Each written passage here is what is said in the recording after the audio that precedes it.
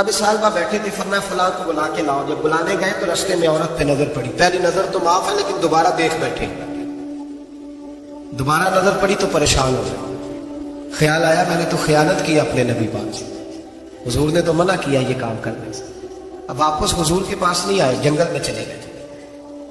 ابن قدامہ نے کتاب التوابین میں اس روایت میں لکھا ہے، کہتے 40 دن وہ پہاڑوں میں روتے رہے کہ یا اللہ مجھ سے غلطی ہو گئی. کتنے دن؟ اب ہمارا شغل ہے، اس کو لوگ گناہ ہی نہیں سمجھتے. بد نگاہی تو کوئی گناہ ہی نہیں، اب تو یہ شغل ہے. اب تو ہمارے ہاں معاذ اللہ تعالیٰ سیانے بیانے بندے بیچ بیٹھے ہوتے ہیں جب یہ باتیں ہو رہی ہوتی ہیں. یہ شغل ہے ہمارا. اب تو ابا کے سامنے بچہ وال پیپر گندی تصویر کا لگایا ہوتا ہے، پر وہ کہتا ہے عمر ہے نا جی، عمر ہے نا جی. مجھے پتہ ہی نہیں ہے کتنا گند کر رہا ہے. یہ تباہ ہو جائے گا روحانی طور پر اگر یہ گند دیکھنے میں الجھ گیا. تو امام شافعی کا فتویٰ ہے جس کی نظر گندی ہوتی ہے اس کا حافظہ کمزور ہوتا ہے، وہ کوئی بڑا کام نہیں کر سکتا. نفسیات کا مریض ہو جاتا ہے جو گندی نظر والا آدمی ہوتا ہے. ہمیں پتہ ہی نہیں کہ ہمارے مسائل اصل میں ہیں کیا. تو 40 دن جنگل میں روتے رہے. 40 دن محبوب سارا کو جانتے تھے پر خاموش رہے. حضرت جبریل امین حاضر ہوئے. عرض کہ یا رسول اللہ آپ کا وہ غلام رو رہا ہے. رب کہتا اسے بلا لے، میں نے اس کا گناہ معاف کر دیا. نبی پاک صلی اللہ علیہ وسلم نے حضرت مولا علی شیر خدا جناب سلمان فارسی کو بھیجا، فرمایا فلاں جگہ لے آؤ. کہتے جب ہم گئے تو 2 پہاڑوں کے درمیان جناب سالمہ تڑپ کے رو رہے، ہمیں دیکھ کے اور روئے. کہنے لگے علی میرے بارے میں کوئی آیت تو نہیں نازل ہو گئی؟ تو کہا نہیں، چل حضور نے بلایا ہے. کہا اچھا حضور کہتے کیا تھے، فرماتے کیا تھے؟ کہا پتہ نہیں لیکن بلایا ہے. کہتے جب ہمارے ساتھ چلنے لگے مسجد نبوی قریب آئی تو کہنے لگے علی بہت بڑا گناہ کر بیٹھا ہوں، نظریں میلی ہو گئی، وضو نہیں آنکھوں کا، مجھے ڈائریکٹ نہ لے کے جاؤ حضور کے پاس. جب نبی پاک نماز کی نیت باندھ لینا پھر میں جاؤں گا، میں پیچھے کھڑا ہو جاؤں گا حضور کے. میری طبیعت میں حوصلہ نہیں. ہاں یہاں تو پتہ نہیں میں کس طرح عشق رسول کا دعویٰ کرتا ہوں ممبر پر بیٹھ کر. اور ہماری یہ میلاد آئے گا تو محفل میلاد میں اس طرح کے دعوے ہوں گے اسٹیج پر کہ علمان والا فیس، پتہ نہیں کیا کیا لوگ کہہ دیں گے. پتہ نہیں ہم کیا ہیں اور ہم کیا کہہ رہے ہیں. من عالم کے من عالم، پتہ ہی نہیں اور کتنا بڑا دعویٰ کر دیا. کہ میرے اندر طاقت نہیں سامنے کرتے. مولا علی فرماتے ہیں جب حضور نے مغرب کی نماز کی نیت باندھی تو انہوں نے بھی پیچھے نیت باندھ لی. اتفاق کی بات یہ کہ حضور نے پہلی رکعت میں سورہ انفطار پڑھنی شروع کر دی. اذا السماء انفطرت واذا الكواكب انتثرت واذا البحار فجرت. کہتے ہیں جب محبوب اس آیت میں پہنچے نا کہ یا ایھا الانسان ما غرک بربک الکریم، اے انسان تجھے کس چیز نے دھوکے میں ڈال دیا، حالانکہ تیرا رب تو بڑا ہی کرم کرنے والا ہے. تو کس طرح کسی اور کے دھوکے بربک الکریم. اور ضمیر واحد ہے، میں تفسیر پہ نہیں جاتا. کہا تیرا اپنا رب، بربک کا تیرا اپنا رب، تیرا رب تو بڑا کریم ہے، تو پھر بھی کہیں اور چلا گیا. جب یہ آیت سنی تو پیچھے چیخ ماری، بے ہوش ہو کے گر گئے. گھر والے گھر لے گئے. نماز مکمل ہوئی تو حضور نے فرمایا کیا ہوا؟ عرض کی حضور وہ تو رو پڑے تھے، گھر لے گئے. محبوب پیچھے گئے تو بے سود پڑے، تیز بخار ہو گیا. نبی کریم سرہانے بیٹھے اور ان کی گردن کو اٹھا کر سر کو گود میں رکھا، اور جب بالوں میں دستے مبارک پھیرا تو آنکھیں کھول دی اور جھٹ سے اپنا سر زمین پہ رکھ کے کہنے لگے حضور میں اس قابل نہیں کہ آپ کی گود میں میرا سر آئے، اس قابل نہیں، بڑا مجرم. تو محبوب نے فرمایا تجھے مبارک ہو، رب نے تجھے معاف کر دیا ہے، اللہ بھی راضی ہے، میں بھی راضی ہوں. اب حضور کے قدموں کے قریب آئے تو کہنے لگے حضور آپ راضی ہیں؟ ہاں راضی. فرمایا پھر میرے لیے دعا کریں، اللہ اسی رضا میں مجھے قبول کر دے. بس یہ بات ہوئی تھی، انہوں نے کلمہ پڑھا تو روح پرواز کر گئی. پرواز میرے بھائی احساس پیدا کر. یاد رکھیں اگر روحانی زندگی صحیح نہیں نہ ہوگی، یاد رکھ لیں کسی کا کوئی نقصان نہیں. سارے سکون سے سو جائیں گے، آپ نہیں سو پائیں گے. اگر آپ کے ضمیر پہ بوجھ رہیں گے نا تو سارے لوگ رمضان میں 4 قرآن پاک ختم کریں گے، آپ 10 پارے بھی نہیں پڑھ پائیں گے. اگر آپ اپنے آپ کو صحیح نہیں کریں گے، روحانی زندگی بحال نہیں ہوگی، تو یاد رکھنا بڑا اپنا آپ سارا کوئی سجا کے ظاہراً بڑے پرہیزگار بن کے بھی اپنے ضمیر کی عدالت میں فیصلہ اپنے حق میں نہیں کرا پائے. تجوریوں سے مال بھرا ہوا ہوگا لیکن گھر میں سکون نام کی چیز ڈھونڈنے سے نہیں ملے گی. اس لیے کہ الا بذکر اللہ تطمئن القلوب، اللہ کی ذات سے جڑ جانے سے دل کو سکون ہوتا ہے۔ کیا بہت بڑی سزا نہیں بالغ کی کہ انسان سارا کچھ کرے، فارغ ٹائم ہو تو وہ ٹی وی دیکھے؟ کیا بہت بڑی سزا نہیں کہ 3 مہینے کی چھٹیاں بھی اسے ہو لیکن وہ ایک سپارہ قرآن پاک نہ پڑھ سکے؟ وہ گپے مارنے بیٹھے تو 6 گھنٹے لگا دے، اور تسبیح دی جائے تو 10 منٹ میں بس ہو جائے، درود پڑھا ہی نہ جائے، یہ سزا نہیں؟ کیا یہ کم سزا ہے کہ وہ دنیا دراز پہ گھوم آئے لیکن مسجد میں جائے تو اسے کچھ بنے؟ کیا سزا نہیں؟ اللہ سے معافی مانگے، مل کے اس کے حضور استغفار کریں، باطن کی زندگی آباد کرنے کی کوشش کریں، چھوڑ دیں بن کے بیٹھنا، آگے آگے بڑھنا، اپنے آپ کو شمار کرنا۔ ہم تو میلاد کی جلسوں میں بھی بڑی کرسی تلاش کرتے ہیں، ہم تو دینی محفلوں میں بھی کوشش کرتے ہیں کوئی ہمارا نام لے کے، صحیح نام لے کے پکارے کوئی۔ میں میاں چنو میں تھا کل مغرب میں، تو ایک صاحب کہنے لگے ولی کامل، میں نے بعد میں ان سے کہا کہ آپ کو پتہ ہے میں کیا ہوں؟ اتنا بڑا دعویٰ میرے حق میں آئندہ نہ آپ کریں، اب مت سمجھے کہ آپ تھوڑے اچھے برے جملے استعمال کریں گے تو میں خوش ہوں گا۔ میں جو ہوں نا، میں اس کے اندر بڑا مطمئن ہوں، میں اس سے آگے نہیں بڑھنا چاہتا۔ پتہ سارا ہے سردار نو کیتیاں پتہ سارا ہے سردار نو کیتیاں دا، یہ پردہ چپایا ہی تیرا پلا ہو سی۔ وہ بو علی سینا سے سنے بو علی سینا سے کسی نے کہا تھا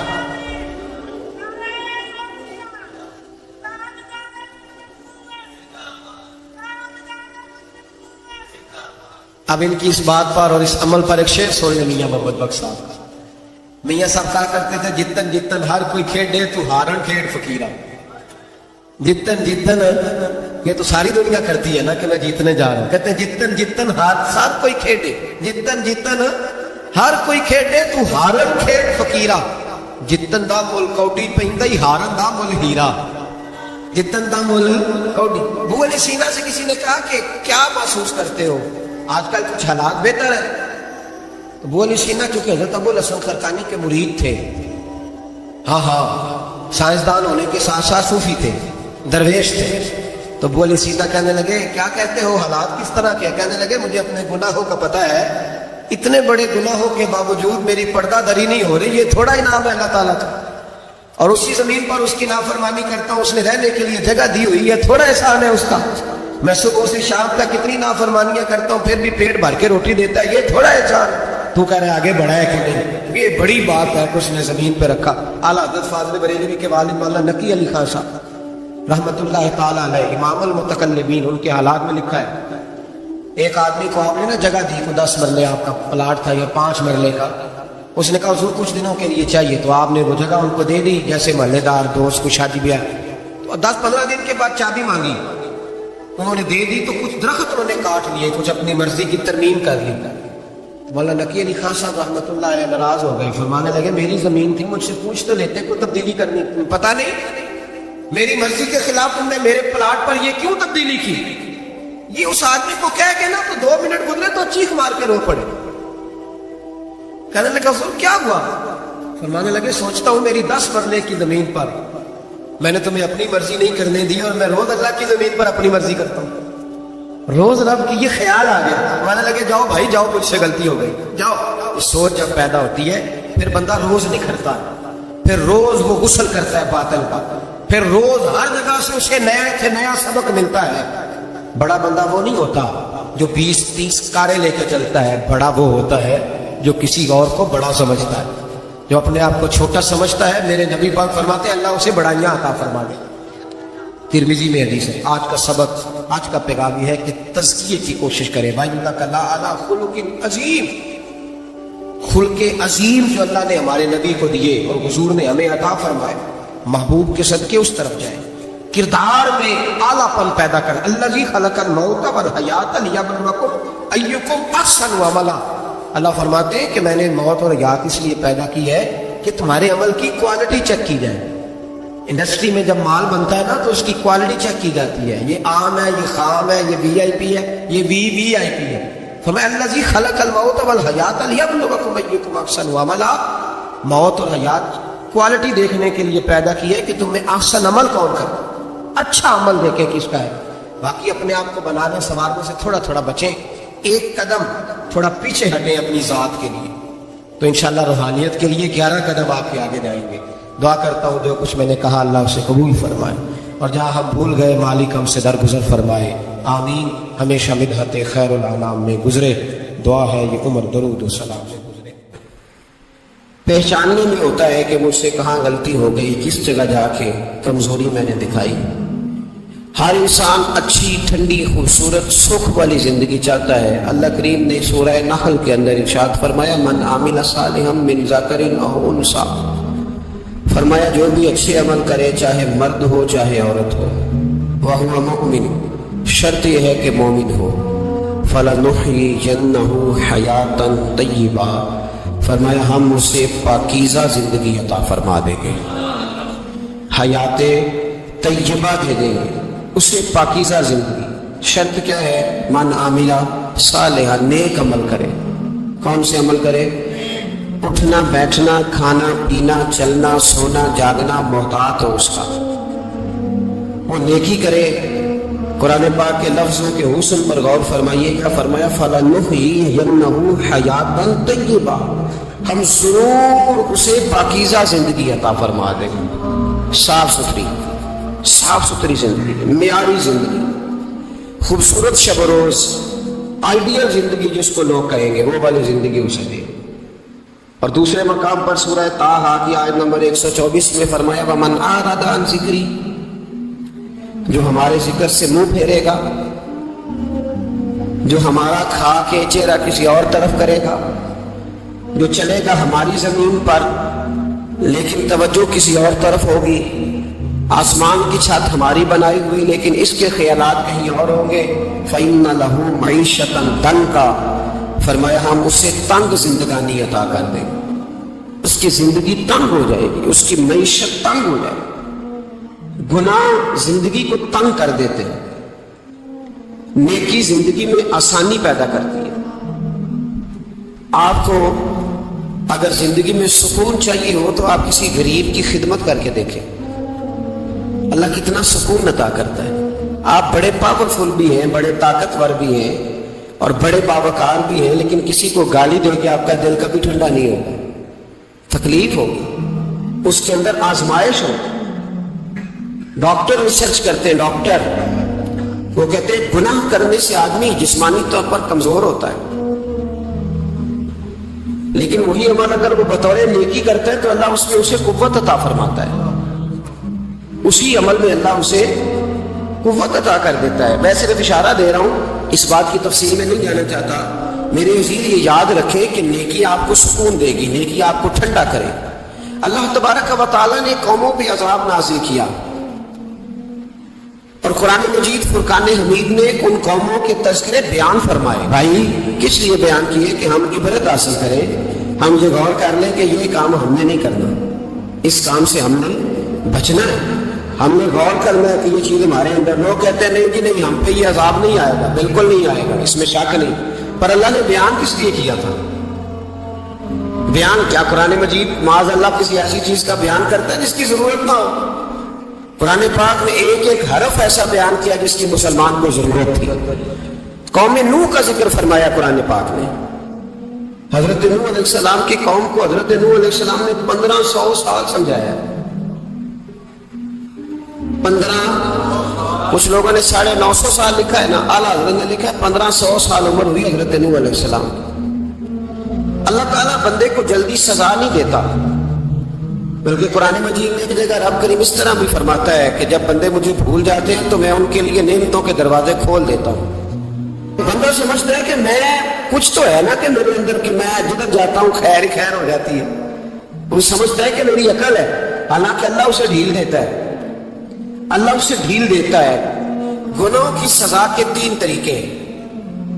ایک ہے متنبع کرنا، تنبیہ کرتا ہے اللہ، بندہ متنبع ہو جاتا ہے، یہ اللہ کا بہت بڑا احسان ہوتا ہے. ایک ہوتا ہے مہلت دینا، اور ایک تیسرا ہوتا ہے اللہ خفیہ تدبیر کرتا ہے. تھوڑا سا سمجھیے گا، انسان پر کوئی آزمائش آئی، فوراً اس کی چھٹی اس نے کہا کہ وہ فلان جگہ غلطی کی تھی تب ایسا ہوا ہے. ہوتا ہے نا کئی دفعہ آواز آتی ہے نا اندر سے، چلے بول دے کچھ نہیں ہوتا آپ کو. اللہ جانتا ہے یہاں کوئی کچھ نہیں کہے گا آپ کو، اور ہماری تو ویڈیو بھی نہیں گھومتی، یعنی خبر بھی نہیں ہو کہ کس نے ہاں کر دی کس نے نہ کر دی. آپ بغیر ٹینشن کے بات چیت کریں، آج کچھ نہیں ہوتا انشاءاللہ تعالی. آتی ہے اندر سے آواز. میں آپ سے اس لیے ان چیزوں کی تصدیق کراتا ہوں کہ باقیوں کو بھی آتی ہے کہ نہیں، اس لیے تصدیق. کبھی کوئی کسی جگہ انسان پریشان ہوتا ہے تو محسوس کرتا ہے کہ وہاں مجھ سے ہوتا ہے نا جی، جس کو یہ نصیب ہو جائے بڑا خوش نصیب آدمی ہے. حضرت مولا علی فرماتے ہیں اگر تجھے دنیا میں سزا مل گئی تو بچ گیا ہے سمجھ، پھر اللہ کرم کرے گا، آخرت میں سزا نہیں دے گا. اور یہ یاد رکھ لے، وما اصابکم من مصیبت فبما کسبت ایدیکم ویعفو عن کثیر. اللہ فرماتا ہے دنیا میں تجھے جو بھی تکلیف پہنچتی ہے وہ تیرے ہاتھوں کے کرتوتوں کی وجہ سے پہنچتی ہے. ویعفو عن کثیر، فرمایا کثیر گناہ کو میں ویسے ہی معاف کر دیتا ہوں. یہ جو تیری زندگی میں دکھ ہے نا، یہ بھی میری قلیل سزائیں ہیں. یہ کثیر پر سزا، یہ قلیل ہے، قلیل یہ جو تمہاری زندگی میں تکلیف ہے. انسان کو سزا ملی. حضرت فضیل بن عیاض رحمۃ اللہ تعالیٰ نے گھوڑے پہ بیٹھے تھے، گھوڑا شرارت کرنے لگ گیا، اچھلنے لگ گیا، کودنے لگ گیا. تو حضرت فضیل بن عیاض نیچے اترے، ایک کونے میں جا کے نماز کی نیت باندھ لی، 2 رکعت نماز پڑھی، پھر دیر تک استغفار پڑھتے رہے، روتے رہے، دعا کرتے رہے. واپس آئے، خادم عرض کرنے لگے حضور سمجھ نہیں آئی، گھوڑے نے تھوڑی سی شرارت کی، وہ بدکا ہے، آپ نے اس کو چھوڑا ہے اور چھوڑ کر کے آپ نماز میں لگ گئے. تو حضرت فضیل بن عیاض فرمانے لگے جب بندہ اللہ کی نافرمانی کرتا ہے نا تو جو چیزیں اس کی فرما بردار ہوتی ہیں وہ اس کی نافرمانی کرنے لگ جاتی ہیں. تو مجھے محسوس ہوا تھا کہ میں نے کہیں اللہ کی نافرمانی کی ہے، اس لیے ایسا ہوا ہے کہ میرے گھوڑے نے میری، تو میں توبہ کرنے لگا ہوں. اور آپ دیکھتا ہوں بیٹھ کے بھلا کیا ہوتا ہے. میں نے سچی توبہ، حالانکہ مجھے یاد نہیں کہ میں کہاں بولا، کھری اور سچی توبہ کی. دوبارہ گھوڑے پہ بیٹھے تو گھوڑا بالکل صحیح ہو کے ساتھ چلنے لگ گیا. میرے بھائی جب یہ تنبیہ ہے اللہ کی طرف سے، یہ متنبہ کیا جاتا ہے کہ دوبارہ آ جا. بہت ساری جگہوں پہ انسان کو وقتی طور پر اگر سزا مل جائے، نبی پاک علیہ السلام کی خدمت میں ایک صحابی آئے، بات مضبوط کر دوں، واقعہ سنایا ہے نا تو کچھ لوگ سمجھتے ہیں کہ یہ واقعہ ہے، تو میں ایک حدیث پاک امام بہقی کی لکھی ہوئی عرض کرتا ہوں. نبی پاک علیہ السلام کے ایک صحابی آئے اور ان کا سر پھٹا ہوا تھا، خون بہ رہا تھا. سرکار نے فرمایا کیا ہوا؟ عرض کی حضور ایک عورت جا رہی تھی، میری نظر پڑی، ابھی نظر پڑی ہے کہ میرے آگے ستون آ گیا تو میرے سر پہ لگ گیا. نبی پاک صلی اللہ علیہ وسلم نے فرمایا تیرے لیے خوشخبری ہے، اگر دنیا میں تیری غلطی کی تجھے سزا ملی ہے تو پھر رب تجھے قیامت میں سزا نہیں دے گا. پھر اللہ قیامت میں سزا، بعض گناہ ایسے ہیں جن کی یہاں بھی سزا ملے گی اور وہاں بھی ملے گی. لیکن میرے بھائی پہلی بات یہ ہے کہ اللہ تعالیٰ اس غلطی کی یہی سزا دے لے اور دعا فرمائے اللہ تبارک و تعالیٰ یہاں بھی معافی عطا فرمائے، وہاں بھی معافی عطا فرمائے، اللہ درگزر فرمائے. لیکن میرے بھائی ایک تو یہ سزا، ایک سزا یہ ہوتی ہے کہ انسان جب گناہ کرنے لگتا ہے تو اللہ نعمتوں کے دروازے کھولتا ہے، مہلت دیتا ہے. 500 سال تک فرعون کو مہلت دی. کتنے؟ یہاں جو 5 سال حکومت کر لیتا ہے وہ کہتا ہے سب سے قابل میں ہی نہیں، مجھے مہلت ملی ہوئی. 500 سال مہلت دی اللہ تعالیٰ. اور فرعون کی قوم پر پتہ آپ کس طرح کیا ہے؟ ٹڈیاں مسلط کر دی اللہ نے. یہ گھومتی نہیں چھوٹی سی، ہم اپنی زبان میں اس کو کچھ لوگ مختلف ناموں سے یاد کرتے ہیں، کوئی مکڑی کہتا ہے، کوئی کچھ کہتا ہے. مسلط کر دی، جاتی نہیں. ان پر بنی اسرائیل کے ان مقابل جو فرعون کی قوم تھی ان پر الزام اس طرح کا عذاب آیا کہ مینڈک مسلط کر دیا اللہ تعالیٰ. برتن کھولتے تھے اندر مینڈک نکلتا تھا، دنیا کی ہر دوائی استعمال کرتے تھے لیکن مینڈک نکل آتا تھا. تھوڑا سا سمجھا کرو چیزوں کو. ہمارے رنگ نہیں زیادہ گورے کہ ہم پر عذاب نہیں آتا. کوئی بہت زیادہ اللہ تعالیٰ معاف فرمائے دولت نہیں جمع کرا بیٹھے شاہی خزانے میں کہ ہم سے پوچھا نہیں جائے. یہ مہلت ہے، مہلت کو مہلت سمجھو. پھر جب پکڑ آتی ہے نا اللہ کریم کی، میں نے دیکھا ہے کروڑوں روپیہ، 6 اولادیں. ایک شخص کے بچے باہر سے آ رہے تھے، وہ بندہ بیمار تھا. مجھے کہنے لگا حضرت جی دعا کریں گے ان کے آنے سے پہلے مر جاؤں ورنہ آ کے مجھے مار دیں گے. دعا کریں. اتنی بے سکونی، کروڑوں روپیہ پڑا ہے تو یہ عذاب نہیں؟ کوئی ضروری ہے کہ پتھر برسیں گے تو سمجھ آئے گی؟ یہ جو سگا بیٹا بوڑھے باپ کے قریب سے گزر جاتا ہے سلام نہیں لیتا تو اس کو عذاب نہیں سمجھتے؟ یہ جو امت کی بیٹیاں، امت کی بچیاں، ہماری بچیاں ایک ایک سال کے اندر 75 76 ہزار بچی ایک ایک ڈویژن سے بھاگ کے شادی کر رہی ہے اور ایک ایک صوبے سے، تو اس کو آپ اللہ کا عذاب نہیں سمجھتے؟ یہ معمولی بات ہے؟ نہیں ہمارے رنگ ہو رہے ہیں، ہم بڑے سمارٹ ہیں۔ 1500 سال مولد دی نوح علیہ السلام کی قوم کو، کتنے سال؟ بول کے بتائیے، بول کے دوبارہ بولیے۔ 1500 سال۔ کوئی آدمی اپنی سمارٹنس پہ خوش نہ ہو جائے کہ 20 سال ہو گئے میں تو نافرمانی بھی کر رہا ہوں، روٹی بھی پک رہی ہے، میں تو حرام بھی کھا رہا ہوں، پھر بھی سب ٹھیک ہے۔ 1500 سال مہلت دی۔ پھر حضرت نوح کہنے لگے اللہ میں نے تو بڑا سمجھایا نہیں باز آتا۔ رب کریم نے فرمایا کشتی بناؤ۔ اللہ کے پیغمبر کشتی بنانے لگے تو قوم مذاق اڑانے لگ گئی۔ اب کیا کرنے لگے ہو؟ اب کشتی بنانے لگے ہو، خیر تو ہے، قوم مذاق اڑا رہی ہے۔ حضرت نوح علیہ السلام کا آپ نے کشتی بنائی، پانی کہاں سے نکلا؟ نہ بارشیں ہوئی نہ سیلاب آئے، ایک تندور تھا اس کے اندر سے پانی نکلنا شروع ہو گیا۔ کبھی تندور سے بھی پانی نکلا ہے اور جب نکالنے والا چاہتا ہے تو وہاں سے بھی ایک تندور سے پانی نکلا، اتنا نکلا اتنا نکلا اتنا نکلا کہ قوم ساری ڈوب گئی۔ قرآن مجید کے صفحات شہادت دیں گے کہ حضرت نوح کی قوم کا بچہ بہ گیا، بچے صرف وہ تھے جو حضرت نوح کے ساتھ ہو گئے، تباہ ہو گئی۔ اللہ بے نیاز ہے، بے نیاز۔ 1500 سال مہلت ملے اور تو پھر بھی کہے رب بڑا کریم ہے معاف کر دے گا۔ 1500 سال تجھے گنجائش دے اور تو کہے کوئی نہیں بات معافی ملنی چاہیے ابھی بھی۔ میرے بھائی حضرت صالح علیہ السلام کی قوم، حضرت صالح نے تبلیغ شروع کی تو کہنے لگے پہلے معجزہ دکھاؤ۔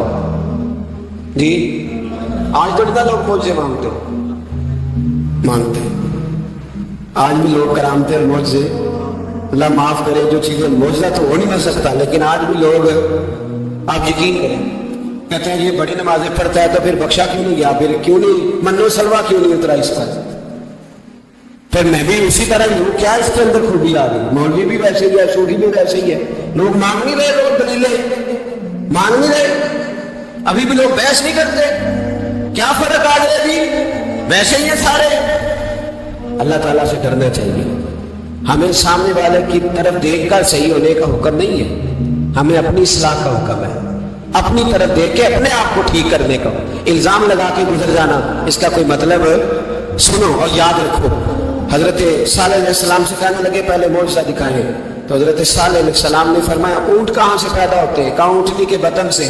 فرمایا آؤ میں تمہیں پہاڑ کے اندر سے اونٹنی پیدا کر کے دکھاتا ہوں۔ کہاں سے؟ پہاڑ کے اندر سے۔ حضرت نوح ساتھ لے گئے تو پہاڑ کے اندر سے اونٹنی نکلی، اور اونٹنی بھی گابن تھی، اس کے پیٹ میں بچہ، اور اونٹنی اتنا دودھ دیتی تھی کہ ساری بستی دودھ پی جاتی تھی، پھر بھی دودھ بچ جایا کرتا تھا۔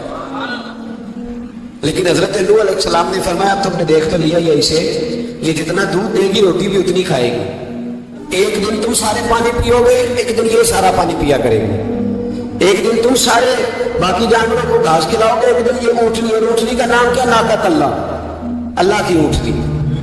کس کی اونٹنی؟ نام کیا ہے؟ اللہ کی، یہ اللہ کی اونٹنی۔ تو حضرت نوح علیہ السلام کی اونٹنی، فرمایا اس کی بے ادبی نہ کرنا۔ باز نہیں آئے لوگ، باز نہیں آئے، کہنے لگا جی دودھ دینا تو ٹھیک ہے، پر یہ جو سارا پانی پی جاتی ہے نا یہ صحیح نہیں، یہ جو ساری گھاس کھا جاتی ہے یہ نہیں تھی، دودھ دینا تو ٹھیک ہے پر یہ نہیں صحیح۔ آپ نے فرمایا اس سے کچھ نہ کہنا، اللہ کی اونٹنی ہے۔ میں کہا کرتا ہوں ان لوگوں نے ناقۃ اللہ کی بے ادبی کی، حضرت نوح علیہ السلام کی اونٹنی کی ٹانگیں کاٹ دی، صالح علیہ السلام کی۔ اور دیکھو اللہ بڑا بے نیاز ہے، اگر پیدا کرنا جانتا ہے تو حفاظت کرنی نہیں جانتا، لیکن رب کریم نے فرمایا نہ کرنا۔ انہوں نے ان کے پیر کاٹ دیے، کانوں پہ چھریاں لگائیں۔ اونٹنی جب مر گئی، اونٹنی اللہ تبارک و تعالیٰ کی وہ اونٹنی جب مر گئی تو حضرت صالح علیہ السلام کی قوم پر رب کریم نے زلزلہ بھیجا۔ اذا زلزلت الارض زلزالہا، جب زلزلے آئے گے اور جب ان کا زلزلہ آنا، خیر زلزلہ آتا ہے نا، کیا کرتی ہے قوم؟ لا الہ الا اللہ، لا الہ لا الہ الا اللہ کلمے جاری ہو جاتے ہیں. بلکہ ایک دفعہ ایسا بھی ہوا کہ مسجدوں میں اعلان ہونے لگے زلزلہ آ رہا ہے. جو فجر کے لیے نہیں اٹھے زلزلے کے لیے وہ بھی اٹھ گئے. جن کا دعویٰ ہے میری سویرے آنکھ نہیں کھلتی, ان کی لگی نہیں کتنے گھنٹے, بعد میں بھی نہیں لگی. ٹی وی پہ اعلان ہوتے رہے کوئی نہیں آ رہا, سو جاؤ چپ کر کے. لیکن آنکھ لگی. موت سے تو ڈرتا ہے, اللہ سے ڈرتا ہی نہیں. موت کا خوف ہے, رب کا نہیں. زلزلہ آیا, ساری قوم تباہ ہو گئی. بتاؤ اگر ناقت اللہ کی گستاخی ہو تو اللہ ناراض ہو جاتا ہے, اور اگر اولیاء اللہ کی ہو, اگر اولیاء اللہ کی ہو تو رب ناراض نہیں ہوتا. شرم نہیں آتی لوگوں کو دادا صاحب کی بے ادبی کرتے ہیں, شرم نہیں آتی لوگوں کو غوث اعظم کی گستاخی کرتے ہیں, حیا نہیں آتی جنہوں نے دین پھیلایا ان کی بے ادبی. میں درد سے کہتا ہوں, رو کے کہتا ہوں, اور اگر کلیجہ پھٹ سکے تو میں دکھاؤں زخم کتنے ہیں. ایک حج کے موقع پر ایک بابا جی, اس سال 4,80,000 روپے کا پرائیویٹ حج تھا, اور بابا جی کی کیفیت کمزور تھی, بیچارے بیمار تھے. اس کے باوجود وہ گئے. بوڑھے آدمی, جا کے بیٹھیے, بزرگ, اور کتنی مشکل ہے وہاں منا, مزدلفہ, عرفات, طواف زیارت. کتنا مشکل کام ہے طواف زیارت کرنا, طواف وداع کرنا. کس طرح سے حج کیا, بڑھاپے میں, پیسے نہیں لگائے. اور جب وہ روضہ رسول پہ گئے صلی اللہ اور انہوں نے جا کے نبی پاک صلی اللہ علیہ وسلم کے روزے کی طرف منہ کر کے درود شریف پڑھا تو ایک ملا نے اٹھ کے کہہ دیا تو مشرک ہے. تو میری روح کانپی. میں نے کہا تجھے شرم نہیں آئی, حیا نہیں آئی؟ اس کی عمر دیکھ, کس بڑھاپے میں کہاں سے چلا, کہاں آیا. یہ مشرک ہوتا تو کسی مندر میں جاتا, یہ مشرک ہوتا تو کسی گرجے میں جاتا. یہ مشرک نہیں, یہ مومن ہے. اور یہ وہ والا مومن ہے جس کے سینے میں دل جب دھڑکتا ہے تو خالی دھڑکتا نہیں, ساتھ وہ محمد عربی پہ درود سلام بھی پڑھتا ہے. شرم نہیں آتی لوگوں کو, اتنی بڑی گستاخی کرتے ہیں. جو روزہ رسول پہ آیا مشرک ہے. میں نے تو مولوی کو صاف صاف کہا تھا, میں نے کہا اگر میں مشرک ہوں تو نکالو, مشرک کا داخلہ تو یہاں ویسے ہی منع ہے. شرم نہیں آتی, اپنی زبان کا بات کرو کچھ. اتنا ظلم, اتنی بڑی فرقہ واریت امت میں, اتنا امت کو تقسیم کرتے ہو, تمہیں شرم نہیں آتی. جہاں سے اتحاد کا پیغام دینا چاہیے وہاں سے تم لوگوں کو فرقے کا پیغام دیتے ہو, تم مقصود فرقے کی تبلیغ کرتے ہو. خدا رہا تو میں کہہ رہا ہوں ناقت اللہ کی بے ادبی پہ عذاب آتا ہے, تو اولیاء اللہ کی بے ادبی پہ نہیں آتا. دادا صاحب ساری لوگوں کی تبلیغ کرتے رہے, ایک آدمی نے اٹھ کے کہہ دیا جناب وہ تو شرک کا اڈا ہے, تو رب کریم ناراض نہیں ہوتا ان باتوں سے. ہمیں خیال کرنا چاہیے, اللہ سے ڈرنا چاہیے. ان چیزوں سے عذاب آتا ہے اور آ رہا ہے. اللہ تعالیٰ ہمیں محفوظ فرمائے. اللہ ہمیں اس سے, قوم لوط میں بھی عذاب آیا. ہم جنس پرستی, مرد مردوں سے بدکاری کرتے ہیں. حضرت نوح نے سمجھایا کہ یہ کام درست فطرت کے خلاف ہے, یہ کام درست نہیں. جب انسان یہ کام کرتا ہے تو زمین اور آسمان کانپتے ہیں. اب میں کیسے کھول کے بتاؤں, میرے پاس اعداد و شمار ہیں کہ پاکستان کے اندر اس کام کی کیفیت کیا ہے, اور کس طرح کر کے لوگ, میں تو رونا روتا رہتا ہوں داڑھی کا. لوگ کئی دفعہ کہتے ہیں حضرت صاحب پہلے بھی آئے تھے تو داڑھی کی بات, پھر بھی آئے تو داڑھی کی بات. تو میں رونا روتا ہوں, اس لیے روتا ہوں کہ جو کلین شیو نوجوان ہوتا ہے وہ امرت کے حکم میں ہے, اس پر وہی حکم لگتا ہے جو عورت پہ لگتا ہے. اس کے ساتھ مرد کا اٹھنا بیٹھنا اسی طرح ناجائز ہے جس طرح عورت کے ساتھ. حضرت جنید بغدادی رحمت اللہ تعالیٰ علیہ کے سامنے ایک شخص نے کہا وہ کتنا خوبصورت نوجوان جا رہا ہے, تو آپ فرمانے لگے تو حافظ قرآن نہیں کہا. ہاں. فرمانے لگے جا اپنے حفظ کی خیر بنا. وہ شخص کہتے ہیں میں نے اس بغیر داڑھی والے کلین شیو نوجوان کو بری نظر سے دیکھا, مجھے قرآن پاک ہی بھول گیا, سارا قرآن پاک بھول. اور کتنے سال میں دعائیں کرتا رہا, بیت اللہ کے طواف کرتا رہا, میں یاد بھی کرتا تو نہیں ہوتا. کیسے اب تو ہمارا نعت کہاں بیوٹی پارلر سے ہو کے آتا ہے, ہم کسی اور کو کیا پیغام, وہ پیغام, وہ نظام, وہ طریقہ کا جس کا حکم تھا شریعت میں. قوم لوط پر عذاب آیا. صحیح بیٹھتے ہوں گے بچے جو موٹر سائیکلوں پہ بیٹھتے ہیں. میں نے گجرانوالہ کی سڑکوں پہ بچوں کو, نوجوانوں کو جو تماشے کرتے ہیں سر عام دیکھا ہے تو مجھے ڈر لگتا ہے. اور کوئی روکنے والا نہیں, شغل ہو رہا ہے, ہنس رہے ہیں, اور سامنے عورتیں بھی ہیں, سب ہو رہا ہے. کتنی تکلیف کی بات. حضرت نوح کی قوم یہ کام کرتی تھی, قرآن پاک نے بیان کیا ہے. حضرت نوح نے سمجھایا, فرمایا رب کریم نے تمہیں اپنی خواہش پوری کرنے کے لیے جائز طریقہ عطا فرمایا. عورتوں سے نکاح کرو اور اس نکاح کی برکت سے جو اللہ تمہیں اولاد دے گا اس کو اللہ تبارک و تعالیٰ تمہارے لیے باعث بخشش بھی فرمائے گا. لیکن جب قوم نہ مانے تو جو قوم میں لوط کا عمل کرے اس کا اعلان قرآن نے بیان فرمایا کہ آسمان سے پتھر برسیں گے. پھر پتھر برسے اور جن کے بڑے بڑے اچھے دماغ تھے ان کے دماغ چکنا چور کر دیے گئے, تباہ کر دیے گئے, ان کے دماغ زمین پر بچھاڑ دیا گیا. اللہ مہلت دیتا ہے لیکن اس کا مطلب یہ نہیں کہ انسان توبہ ہی نہ کرے. حضرت شعیب علیہ السلام کی قوم پر بھی عذاب آیا اس لیے کہ بددیانتی کرتی تھی, ناپ تول میں کمی کرتی تھی. میں نے کہا تھا شب قدر کی رات کہ یہ کوئی تماشا ہے کہ شب رات آئی تو ساری رات روتے رہے یا اللہ معاف کر دے, یا اللہ معاف کر دے, رو رو کے چیخے مار مار روئے. شب قدر آئی تو پھر چیخے ماری, ساری رات روئے. تو جس بندے کا پروگرام ہی نہیں سویرے بدلنے کا, دکان پہ بیٹھ کے پھر وہی ناپ تول میں کمی, پھر وہ اللہ تعالیٰ معاف کرے. میں ایک مضمون پڑھ رہا تھا تو وہ فوڈ کے اسٹیشن لوگ تمہیں لکھا تھا مہربانی کرو ملاوٹ ہی اچھی چیز کی کر لو, مرچ میں کیری تو نہ ملاؤ اینٹوں کی, وہ تو بیمار کرتی ہے, وہ تو خون کی آنتوں کو روک دیتی ہے. وہ کہنے لگا اور وہ کہتا میں تمہیں بتاتا ہوں کون کون سی چیز ملائی جا سکتی ہے, وہ ملا لو. خدا را اس قوم پہ رحم کرو, مہربانی کرو. ایک دوست ہے ہمارے, میں وزیر آباد میں ان کے گھر بیٹھا تھا تو ایک میڈیکل, میرا کسی شخص پہ اعتراض کرنے کا میں مجبوری بات کرتا ہوں. میں ایسے ڈاکٹروں کو جانتا ہوں جو اللہ تعالیٰ فضل کرے سچ مچ کے نیک ہیں, اچھے لوگ. تو بچے کا میڈیکل سٹور ہے تو والد بیمار ہو گیا ہے تو کہتا ہے ابا جی ڈاکٹر صاحب نے کہا آپ کو ڈرپ لگنی ہے. تو سگے باپ کو ڈرپ لگانے لگا تو باپ کیا کہتا ہے پتر تیری مہربانی مینوں کوئی اصلی لائی اور نہ لائی جی لوگوں کو لانا ہے.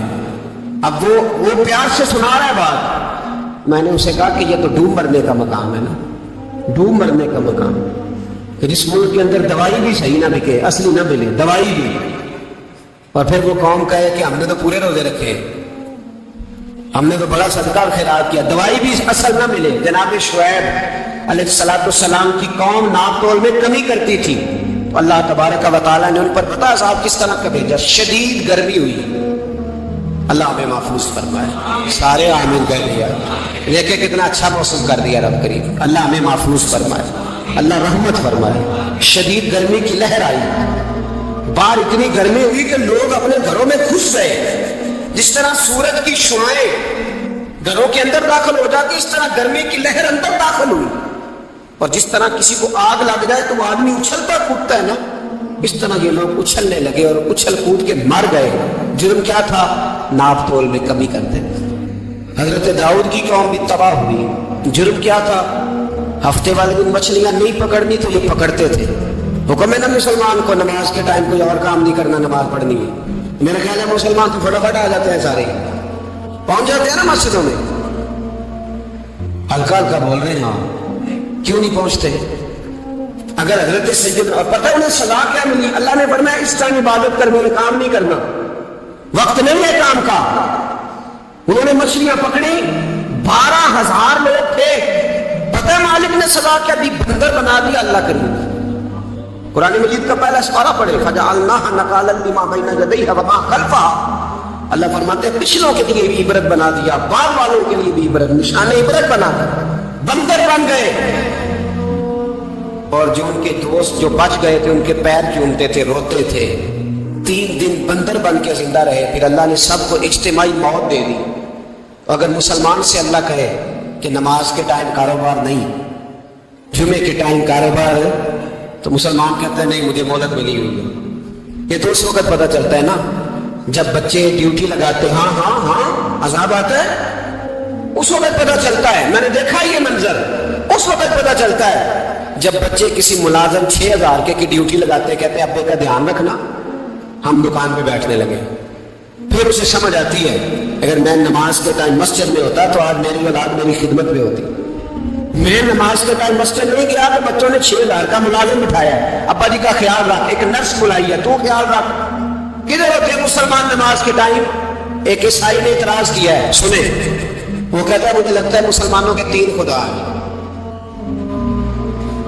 مسلمان ہٹ گیا, کہنے لگا نہیں ہمارا تو ایک ہے, کہا نہیں 3 ہے.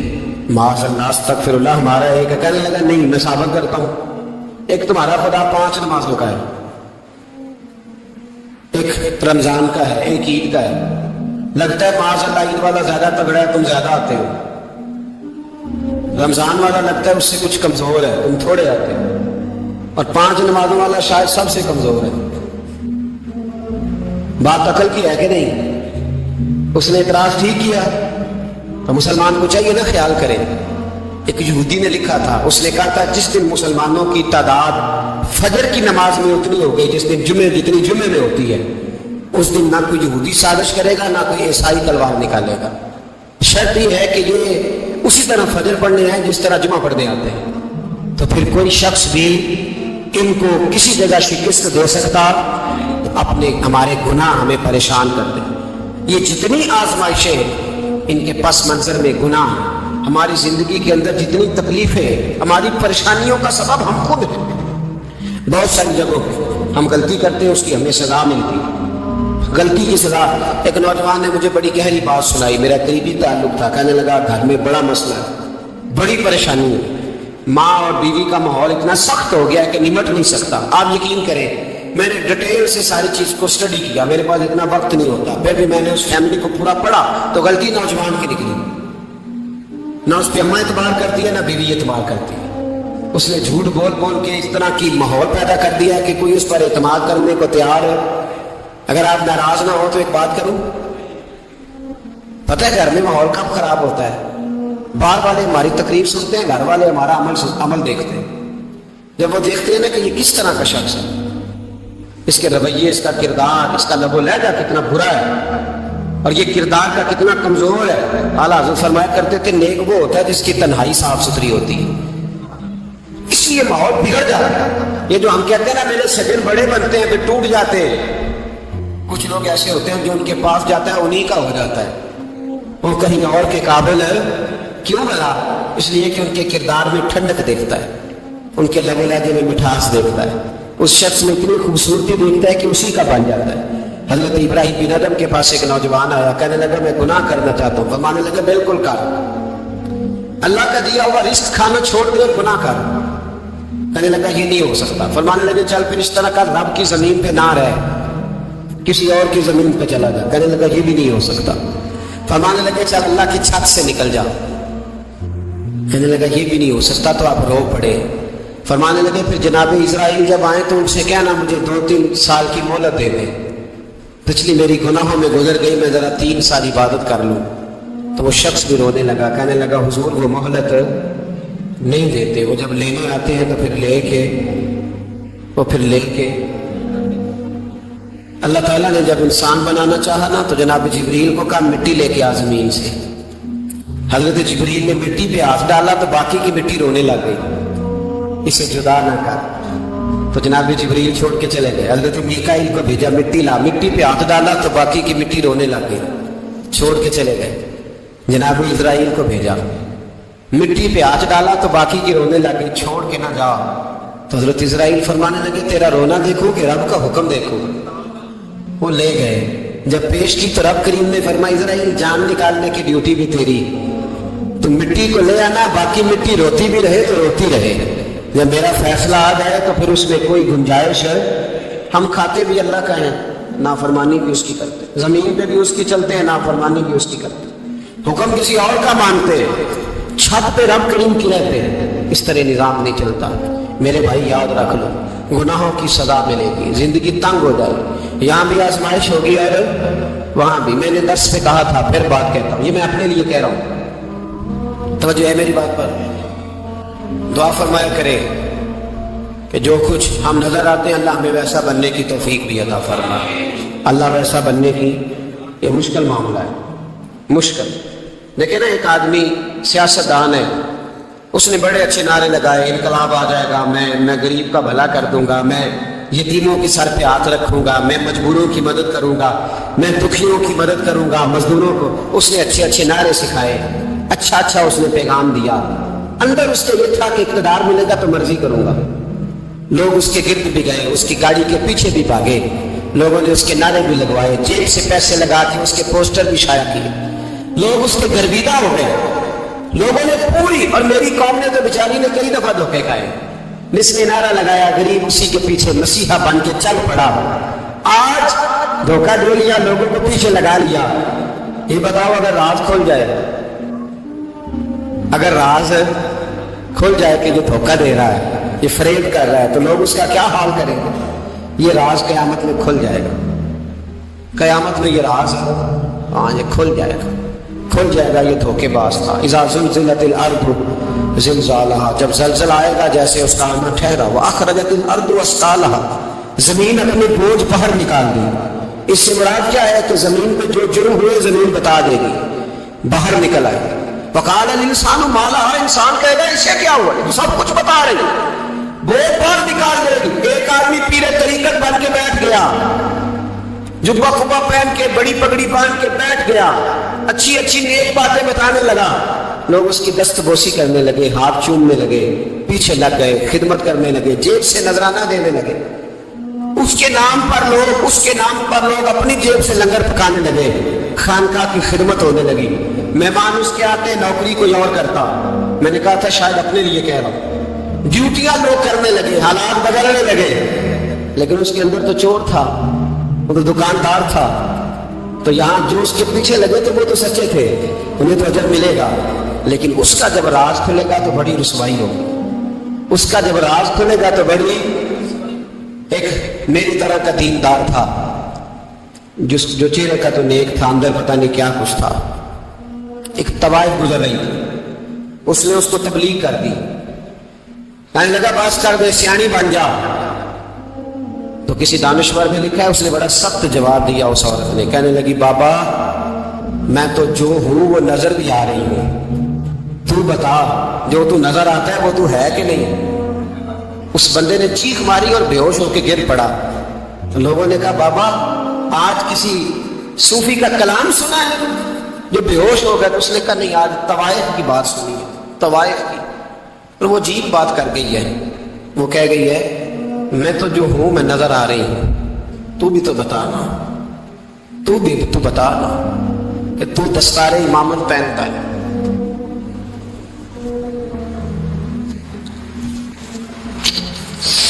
تو بتا تو جو کہلاتا ہے تو وہ ہے کہ نہیں؟ یہ وقال الانسان ما لہا، یہ راز قیامت میں کھلے گا۔ بتا رہے ہیں نا اپنی زبانوں سے، ہمیں اپنی گناہوں کا احساس ہونا چاہیے، ایسا نہ ہو کہ جب سزا ملے تو پھر اس طرح کی ملے کہ دوبارہ کسی کو کوئی منہ دکھانے کے قابل نہ رہے۔ میرے بھائی یاد رکھیں اور سمجھیں، گناہ انسان کی زندگی کو تنگ کرتے ہیں۔ میرے نبی پاک علیہ السلام نے فرمایا جب تو جھوٹ بولتا ہے تو تیرے فرشتے کرام الکاتبین سائڈ پہ ہو کے کھڑے ہو جاتے ہیں، جب تو زنا کرتا ہے تو تیرے اندر سے ایمان نکل جاتا ہے۔ اور نبی پاک علیہ السلام نے فرمایا جب میری قوم میں ناانصافی عام ہو جائے گی تو قتل بھی عام ہو جائے گا۔ اور سن لو لکھ لینا یہ حدیث دل کی تختی پر، نبی پاک علیہ السلام نے فرمایا جب میری قوم میں بے حیائی اور بدکاری عام ہو جائے گی تو دو سزائیں اللہ دے گا۔ ایک تو جوان موتیں ہیں، جوان بچے کچھ بھی نہیں دیکھا چلے گا، اور دوسری سزا اللہ یہ دے گا کہ ایسی بیماریاں آئیں گی جن کا علاج نہیں ملے گا، ایسے امراض پھوٹ پڑے گے۔ اگرچہ میں آپ کو ایسی تقریر بھی سنا سکتا تھا جس پہ آپ بہت زیادہ محظوظ ہوتے، پر میں نے اس جمعے میں ایسا موضوع چنا ہے جس کا ہمیں خاص ضرورت۔ بھائی دیکھیں تو صحیح کہ ایسا تو نہیں کہ ہم ان عیبوں میں مبتلا ہیں۔ میرے نبی کریم علیہ السلام نے فرمایا جب تم نیکی کا حکم دینا اور برائی سے منع کرنا چھوڑ دو گے پھر اللہ تم پر ظالم حکمران مسلط کرے گا۔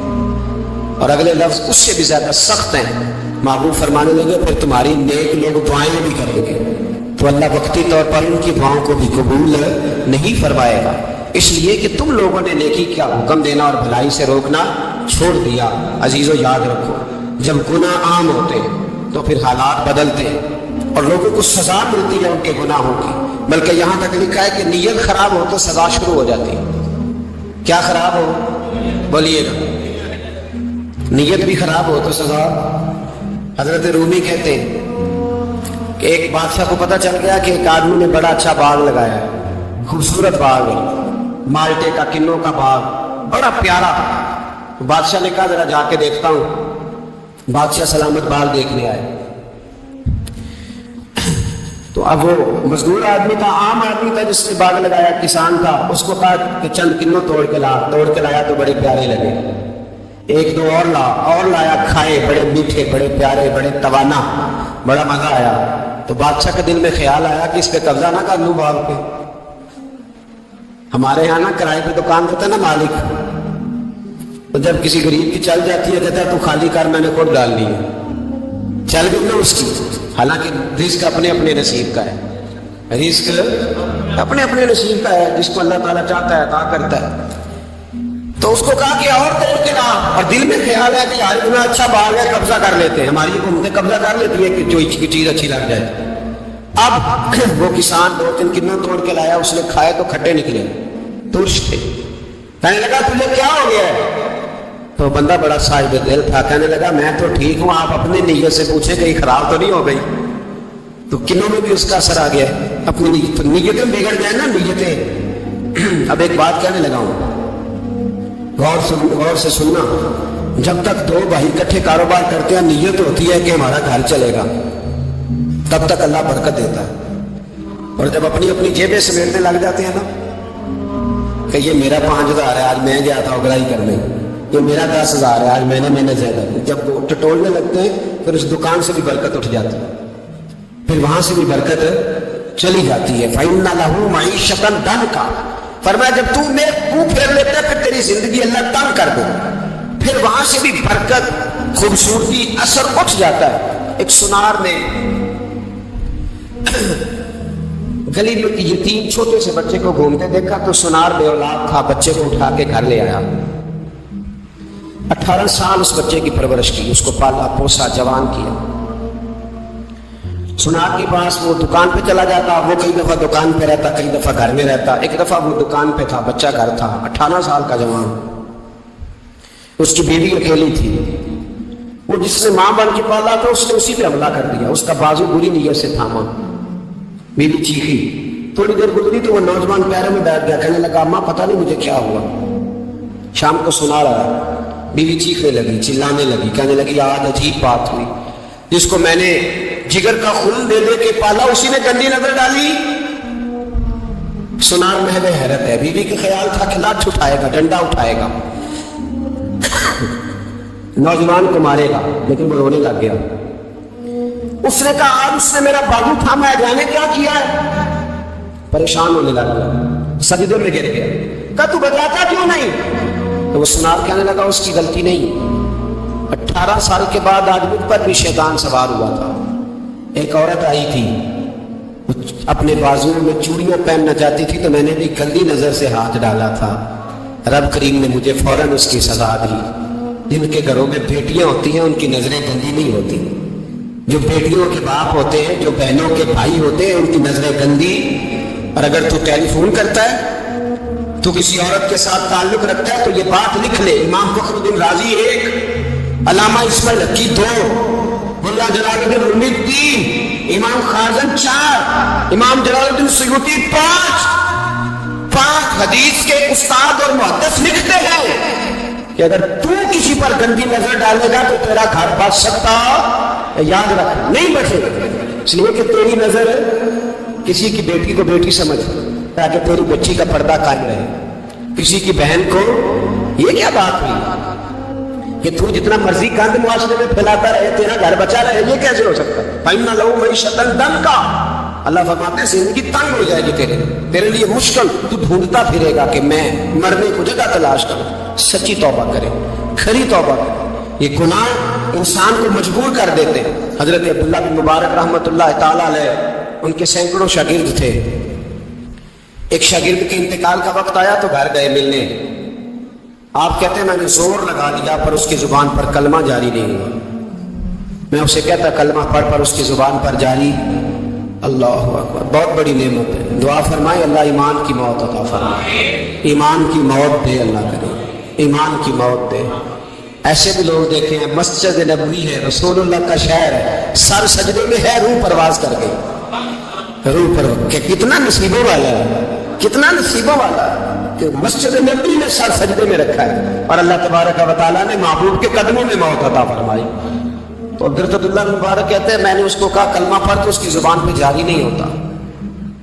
میں بار بار کہتا تو وہ منت کرتا, کہتا حضور میں کوشش کرتا ہوں جاری نہیں ہوتا.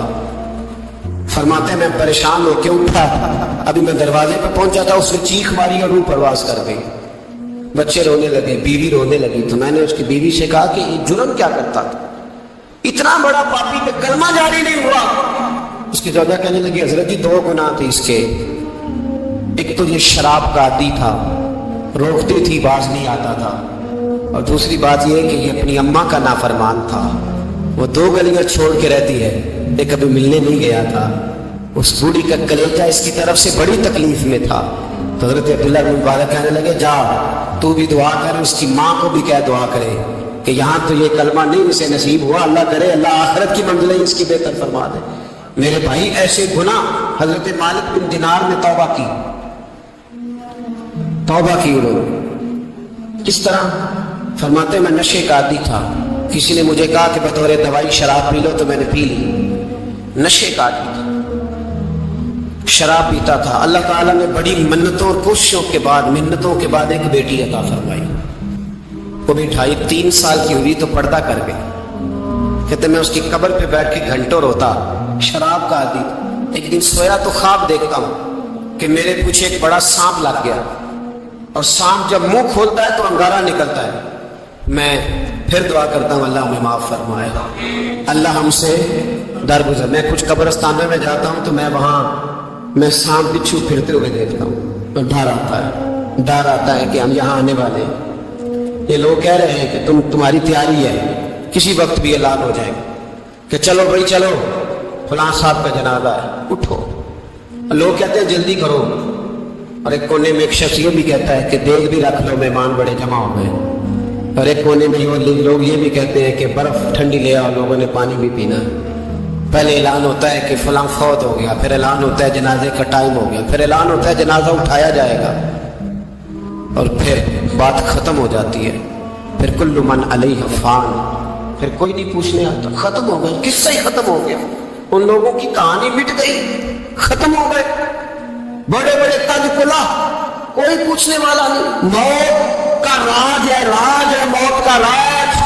موت راج کرتی ہے بس, اور کسی کا راج نہیں. اور راج کرتی ہے, جدھر جاتی ہے اسی کا راج کر دیں گے. تو حضرت مالک بن دینار کہتے ہیں قبرستان میں میں نے دیکھا, میں خواب دیکھتا ہوں بڑا اژدہا, اس کے منہ کے اندر آگ میرا پیچھا کر رہا ہے. کہتے میں خواب دیکھ رہا ہوں. میں دوڑا, لیکن وہ اژدہا جب میں دوڑا تو میرے آگے آ کے کھڑا ہو گیا. میں مشرق کو دوڑا تو وہاں بھی آ گیا, مغرب کو دوڑا تو وہاں بھی آ گیا. جناب مالک بن دینار کہتے ہیں ایک بوڑھا شخص کمزور مجھے بچانے آیا, پر اس اژدہا نے پھونک ماری تو وہ بوڑھا آدمی دور جا گرا. کہتے میں چیختا تھا, چلاتا تھا. ایک پہاڑی پہ میں بھاگا گیا تو وہاں مجھے میری بیٹی بھی تھی, مجھے فوت ہو گئی. وہ اس اژدہے کے آگے اس نے یوں ہاتھ کیا تو اژدہا پیچھے بھاگ گیا. میں نے بیٹی کو گود میں اٹھایا, میں نے کہا بیٹی یہ کون تھا؟ کہنے لگی ابا یہ تیرا برا عمل تھا, یہ تیرا برا عمل تھا, یہ تجھے کھا جاتا اگر میں نہ ہوتی. تو کہا یہ بوڑھا جو مجھے بچانے آیا یہ کون تھا؟ کہا یہ تیرا اچھا عمل تھا, پر کمزور بڑا تھا, تھوڑا تھا. یہ تیرے برے عمل کا مقابلہ کرنے کی ہمت نہیں رکھتا تھا. حضرت مالک بن دینار کہتے ہیں میری بیٹی نے خواب میں میری داڑھی پکڑ لی اور کہنے لگی ابا میں چاہتی ہوں تو صحیح ہو جا, ایسا نہ ہو کہ پھر تیرے پیچھے یہ اژدہا لگ جائے. حضرت مالک بن دینار کہتے ہیں جب میں سو کے اٹھا تو میری داڑھی آنسوؤں سے بھری ہوئی. پھر اس کے بعد میں نے توبہ کی, اس طرح کی توبہ کی کہ پھر میں نے کوشش کی کہ دوبارہ میں اپنے رب کی نافرمانی نہ کروں. حضرت عبداللہ ابن عباس فرماتے تھے جو دنیا میں ہنس کے گناہ کرتے ہیں نا, ہنس کے جھوٹ ہنس کے بولتے ہیں, ہنس کے لوگوں کی غیبت کرتے ہیں, فرمایا یہ جو تمہیں ہنس کے گناہ کرتے نظر آتے ہیں ان کا رونا قیامت میں دیکھا نہیں ہمارے دین میں, ان کے آنسو قیامت میں دیکھے نہیں گئے. جو ہنس کے گناہ کرتے پھر روئیں گے فَلْيَضْحَكُوا قَلِيلًا وَلْيَبْكُوا كَثِيرًا. رب فرماتے ہیں زیادہ رویا کرو, کم ہنسا کرو. نبی پاک علیہ السلام روتے تو صحابہ کہتے حضور آپ اتنا کیوں روتے ہیں؟ تو محبوب فرماتے جو میں جانتا ہوں وہ تم نہیں جانتے۔ بھائیوں، قبروں میں اکیلے جانا ہے، کبھی غور کرنا، اکیلے کوئی بندہ ساتھ حساب دینے نہیں جائے۔ اماں بڑا پیار کرتی ہے لیکن قبر میں کبھی کوئی ماں بھی ساتھ دفن نہیں ہوتی، اپنا اپنا حساب دینا مشکل وقت ہے، حساب کر لینا چاہیے، تیاری کر کے رکھنی چاہیے۔ گناہ اگر یہاں ہماری زندگی کو تنگ کریں گے تو وہاں بھی ہمارے لیے مشکلات پیدا کریں۔ نبی کریم علیہ السلام نے فرمایا ہے کہ اللہ بڑا مہربان ہے، اللہ بڑا کریم ہے، اللہ بڑا ستار ہے، اور یاد رکھو جب کوئی اس کی ریٹ کو چیلنج کرے، جب کوئی اس کے قانون کو توڑے، جب کوئی اللہ کی اعلانیہ نافرمانی کرے، پھر رب کریم کی غیرت کو، اس کے عدل کو جوش آتا ہے، توبہ کرے سچی، مسجد کی حاضری دے پابندی کے ساتھ۔ میری آپ سے ہمیشہ یہ گزارش رہتی ہے کہ مسجد کی حاضری پابندی سے دے۔